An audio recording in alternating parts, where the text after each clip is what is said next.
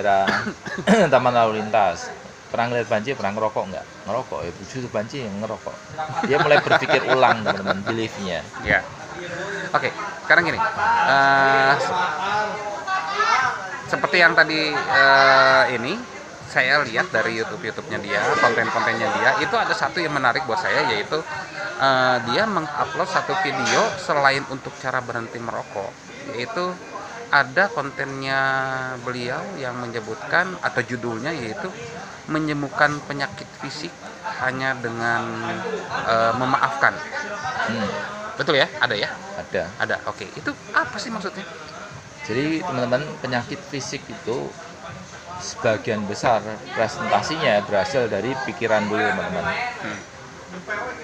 Jadi saya contoh aja, waktu itu ada seseorang yang larinya ke penyakit GERD. GERD itu lambung, kalau teman-teman tahu. Iya, oke. Asam lambung naik. Kayak gitu. Orang Jogja. Dan itu saya terapinya via telepon aja. Jadi bukan orang yang sana itu. Oh, beda. Beda ya? Beda. Oke, Orang lanjut. Jogja. Dia via telepon aja, dia dapat referensi dari orang yang saya terapi rokok dan sembuh. Oke, kemudian dia nelpon, Pak bisa nerapi GERD nggak? Saya bilang bisa. Tapi sebenarnya kalau memang penyakitnya berat, saya nggak bisa. Cuman saya masuk dulu untuk tahu ini penyakitnya fisik atau mental dulu, gitu teman-teman. Setelah saya cari tahu ternyata mental. Nah, kalau masalahnya mental di awal itu bisa tuh. Jadi dia waktu itu ceritanya kayak gini. Dia persahabatan, terus bikin satu bisnis bareng. Akhirnya crash, nggak sepaham. Akhirnya setiap dia ke kantor kan ketemu sama itu yang sebel itu. Jadi satu harinya itu dia merasa bad mood terus. Wah, itu terulang bertahun-tahun. Sampai akhirnya dia dicek katanya GERD. Oke, Dari dokter. Oke. Ternyata setelah dibenahin cara berpikirnya dia. Jadi orang yang dipikirin fokusnya apa, energi akan mengalir ke sana. Teman-teman contohnya fokusnya ke game ya, energinya kan ngalir ke game dan membesarkan itu. Teman-teman mikirin utang ya, energinya ngalirnya ke utang. Teman-teman mikirin cewek ya, energi uang sebagainya ngalir ke cewek. Habis. Jadi daripada mikirin yang positif, yang negatif, mendingan yang positif. Ya. Apa yang teman-teman fokusin di situ, itu akan membesarkan teman-teman di situ. Ingat, apa yang kita fokuskan itu akan membesarkan hal tersebut. Nah, itu tuh dia fokusnya ke negatif. Saya rubah aja mindsetnya gini. Saya suruh maafin temennya. Akhirnya di malam itu dia langsung testimoni, Pak, malam ini luar biasa, saya langsung bisa tidur. Biasanya saya nggak bisa tidur. Maksudnya memaafkan ke temennya? Iya, tapi sebenarnya ada prosesnya lagi teman-teman. Apa sih saya bawa ke jangka panjang, jadi timeline. Jadi apa kalau kamu mikirin kayak gini, hidupmu kayak gini selama 10 tahun ke depan? Dia nggak mau. Terus mau nggak kalau ke depan rasanya feelnya enak? Oh, mau. Nah, baru ada step-stepnya di terapi. Kenapa sih pertama nggak langsung maafin? Ketika kita nyuruh orang maafin nggak akan bisa, crash kok. Pikirannya benci kok, tiba-tiba maafin. Tapi tergantung ngelihat kliennya dulu ya. Kadang ada juga langsung saya hantam kayak gitu, ada dan berhasil. Gitu, tapi harus ngeliat cara dia komunikasi dulu. Dia bencinya selevel apa, dia benci karena apa, ada detailnya teman-teman, dan bisa dihapusin satu-satu. Minimal nggak dihapusin, tapi dibikin netral. Gitu ya. Jadi teman-teman contohnya nih, pernah sakit hati sama cewek, Pak hilangin dong dari pikiran saya. Nggak bisa teman-teman, nggak bisa. Memori itu nggak bisa dihilangkan, tapi perasaan bisa dihilangkan. Jadi setiap ngeliat mantan itu nggak ada perasaan, bisa, tapi ngilangin mantan itu nggak bisa. Nah, lanjut lagi. Kemudian dia setelah saya terapi via telepon aja, akhirnya dia langsung bisa tidur, ngerasa hidup tuh indah banget. Saya langsung dapat testimoninya waktu itu. Oh gitu ya. Itu apa namanya, dengan memaafkan begitu saja, apakah punya maksudnya itu cara tersendiri untuk memaafkan? Maksudnya begini, apakah dengan memaafkan langsung ke orangnya, atau hanya dengan pikiran saja bahwa saya sudah memaafkan dia? Gitu. Sebenarnya ada dua cara. Yang paling the best itu ngasih hadiah ke orangnya langsung. Langsung ke orangnya. Ngasih hadiah, ngasih hadiah, ngasih sesuatu. Ngasih pokoknya. sesuatu, Oke. nggak hanya minta maaf. Oh, itu ngeri, Oke. nggak gampang, Bos. Mm-mm. Waktu itu ini juga di training sama mentor saya punya mentor di Bandung yang menghambat rezeki kita itu karena kita ini karena lo masih benci sama seseorang. Waktu itu saya diomongin, kamu coba pikirin satu orang yang mungkin kamu sebelin. Oke, 3 orang cewek, 3 orang cowok, pikirin. Saya ketemu satu satu orang. Bukan saya kan? Bukan. Oke. Ketemu satu orang. Dia yang pernah bersalah sama saya, walaupun saya nggak salah sama dia. Suruh bawa hadiah, Bos. Sama mentor itu. Oh, Disuruh padahal bawa yang hadiah. salah dia, bukan saya. Oke. Ini menarik. Ini menarik. Saya baru tahu nih. Oke. Lanjut. Nah, salah satu penghalang rizki itu hati yang kurang bersih, teman-teman. Nah, jadi kita harus bisa memaafin orang yang pernah salah sama kita dan suruh bawa hadiah dan doain dia. Itu saya banyak masalah besar, tapi kalau ketika ingat seorang itu masih ngerasa, oh aku nggak salah, dulu dia pernah salah sama aku, tapi sekarang udah nol semuanya. Dan harus bawa hadiah, harus doain dia. Oh, ngeri, sakti. Apalagi kalau teman-teman pernah salah sama orang, wah itu harus dicari, harus minta maaf gitu. Nah gitu. Kayak kemarin ada yang konsul sama saya, hidup di rumah tuh asa banyak masalah, di luar juga banyak masalah. Ternyata coba kamu list deh orang-orang yang mungkin pernah kamu sakitin, banyak teman-teman. Waduh, suruh saya temuin satu persatu orangnya, ngeri itu. Wah, rasanya berat banget. Tapi kehidupannya mulai berubah. Gitu ya. Jadi hati-hati.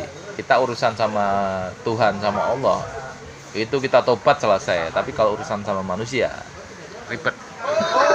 nanti teman-teman mau masuk surga, oh diadang tuh, kamu pernah salah sama aku dulu. Harus temuin, minta maaf.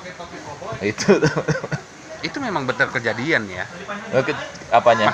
Maksudnya benar-benar kejadian dengan hanya dengan memaafkan saja. Tuh, yes, iya. Ya, Iya. gitu ya. Terus kemarin waktu dan gini nih teman-teman, ada anak yang jadi kadang orang satu keluarga itu datang untuk terapi anaknya, tapi saya tahu anaknya itu bukan yang terapi ini harusnya orang tuanya, cuman Allah atau Tuhan tuh ngasih lewat perantara terapi rokok ini. Waktu itu saya ada anak, dia ngerokoknya, anaknya itu cuman sebatang atau 2 batang aja. Ketika saya ngobrol sama anaknya, oh ini anaknya sebenarnya nggak terlalu masalah nih. Saya cari tahu, Orang tuanya. ternyata orang tuanya yang bermasalah. Dia ngerasa pengen muntah terus. Jadi di keluarga besar katanya ada saudaranya sendiri yang sering ngomongin dia kayak gitu. Yang ngomongin orang tuanya, ngomongin dianya, keluarga anaknya. dianya. Oh, keluarganya. Keluarganya. Jadi setiap dia inget orangnya, pengennya muntah terus. Saya terapi saat itu juga. Selesai itu pengen mualnya. Sampai saya ngomong, oke, pertama gini, tesnya sih gampang gitu. Oke, sekarang pikirin orangnya. Ketika dia mikirin orangnya, dia mau muntah kayak gitu. Oke, setelah diterapi, bayangin lagi, nggak terjadi apa-apa, selesai. Akhirnya saya ngomong sama keluarganya. Sebenarnya Tuhan atau Allah nyuruh keluar ibu datang ke saya ini bukan karena anak ibu ngerokok, tapi masalah ibu ini yang lebih besar. Jadi unik banget. Unik ya. Jadi Unik. semuanya tanpa nggak sengaja sebenarnya ya.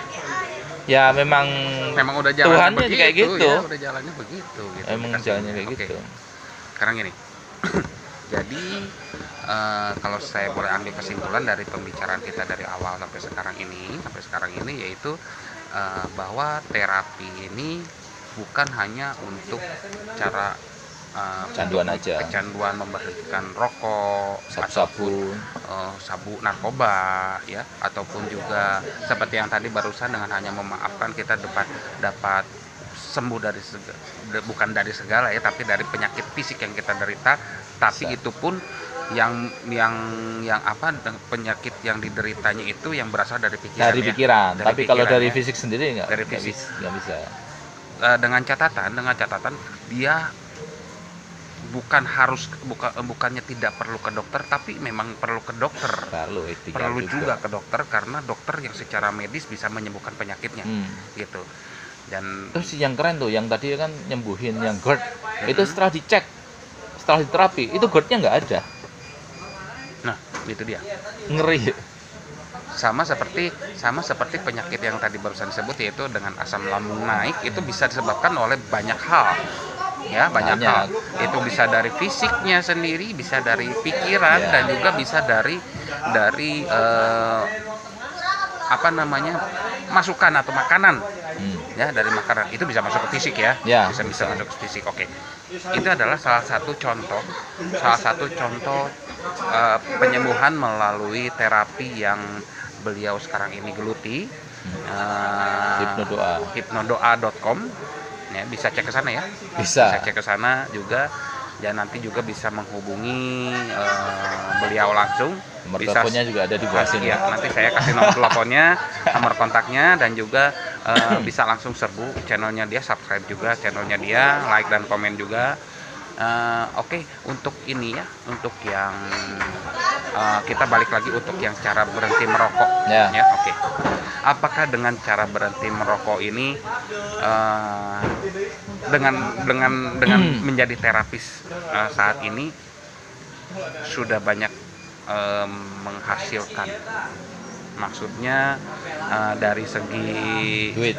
Betul, karena kan sekarang covid nih ya kan, semua juga pada menurun, ekonomi menurun segala macam, yang magician pun banyak yang tidak mendapatkan job, ya kan, semuanya tidak dalam hal. Sekarang kalau kita kembali ke terapi rokok, ya barusan itu, kita bakalan bicarain masalah. Sebenarnya ini nggak ini sih ya,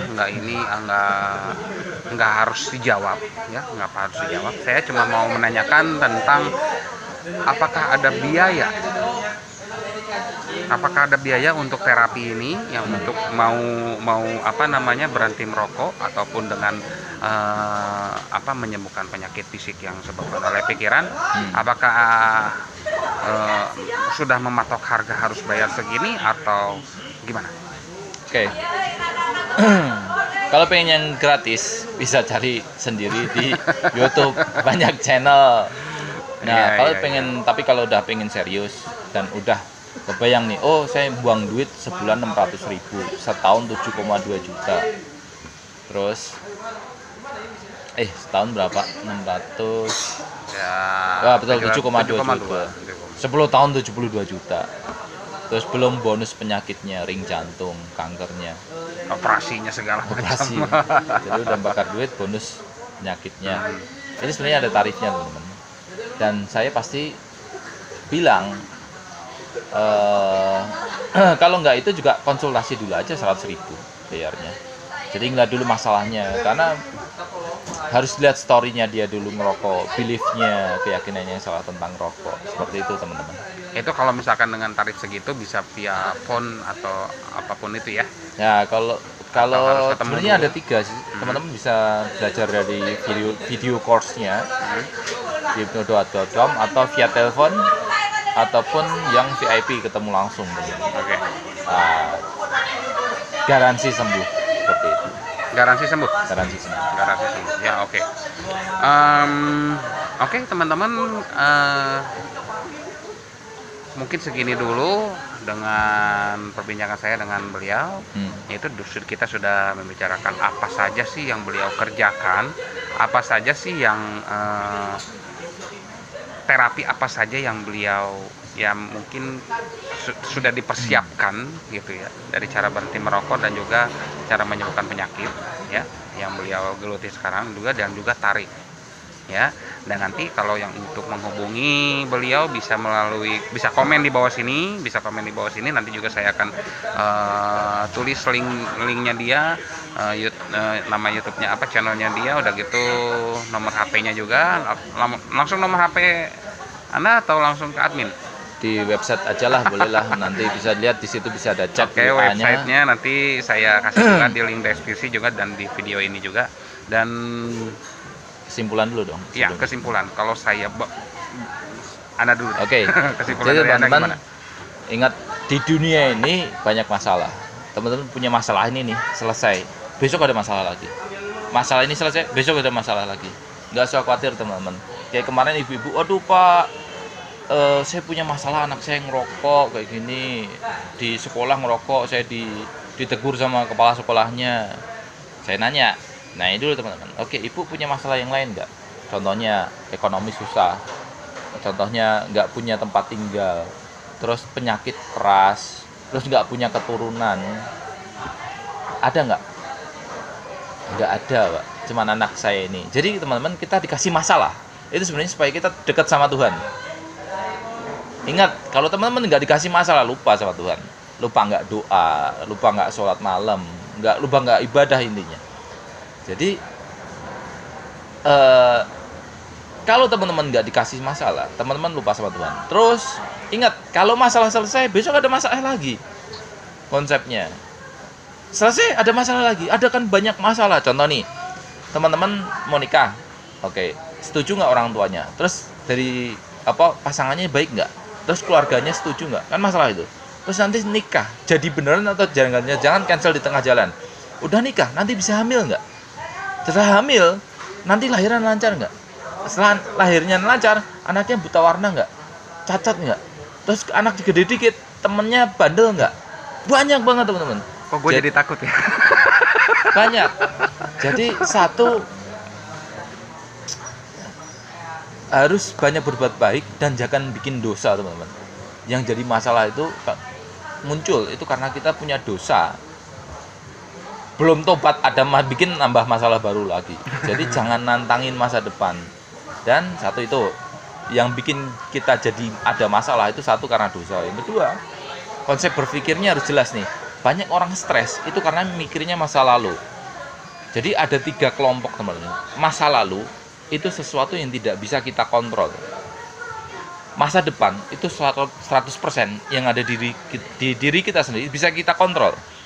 Sedangkan orang lain itu area pengaruh. Ingat, orang stres itu akan selalu mikirin masa lalu. Masa lalu bisa dirubah nggak? Enggak. Pak, saya kemarin seharusnya mau nikah sama cowok saya, ternyata putus terus nikah sama orang lain. Stres nggak? Stres. Karena itu adalah masa lalu, nggak bisa dirubah teman-teman. Tapi teman-teman bisa memberi arti. Ketika saya terapi orang stres gara-gara nikah sama orang lain, gini, Mbak, coba pikirin kalau Mbak diputusin ketika pas nikah 1 hari, pilih mana? Putusin sekarang atau pas nikah? Pas nikah cerai. Kalau nggak pas hamil 9 bulan, hamil gede, mau diputusin pas hamil 9 bulan atau pas sekarang masa mau nikah? Ya mending sekarang. Jadi berubah. Yang pertama stres, jadi malah harusnya bersyukur. Jadi kalau kita nggak bisa ngerubah masa lalu, dan memang nggak bisa, teman-teman bisa ngerubah arti. Teman-teman, bapaknya meninggal waktu masih remaja. Orang berkata, aku ditinggal sama bapak ibuku, nggak tanggung jawab. Gimana ini, aku harus ngurus ini. Tapi di satu sisi lain ada loh anaknya. Oh, ini berarti waktunya aku untuk ambil tanggung jawab. Oh, waktunya aku untuk berpikir dewasa. Oh, waktunya aku untuk belajar ngasuh adik-adikku. Beda kan? Nah, terus kalau masa depan itu sesuatu yang benar-benar 100% bisa teman-teman kontrol. Pengen tambah kaya, belajar dari orang kaya. Pengen belajar sepeda. Pengen jadi pesulap, belajar sama pesulap. Anything yang tentang diri kita dan masa depan bisa 100% kita kontrol.